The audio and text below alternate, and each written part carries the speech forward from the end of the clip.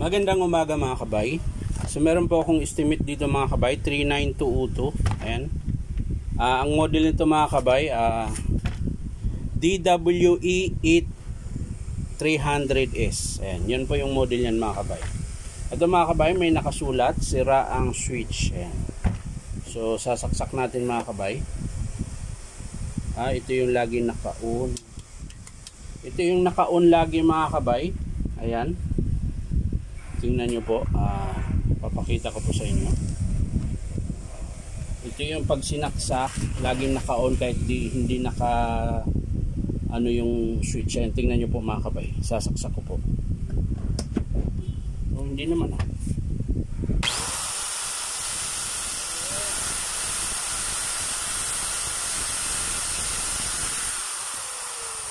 hindi po namamatay. Yan. Pag siniswitch po yung switch, hindi siya namamatay. So titingnan natin mga kabay. So tara, samahan nyo ako. So yan mga kabay, natanggal ko na po yung screw. So kakalasin na po natin to. Tigas eh. Yan. Tapos check natin yung switch nya.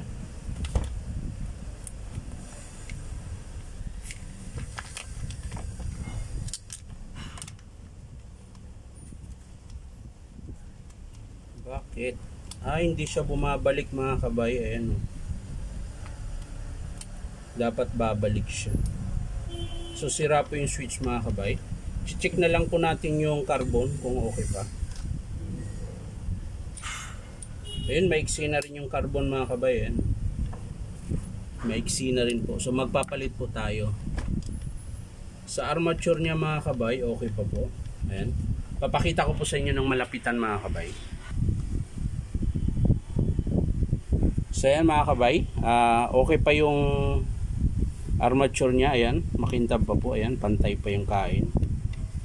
So wala pa pong tama. Ito lang po, magpapalit tayo ng carbon dahil maiksi na rin.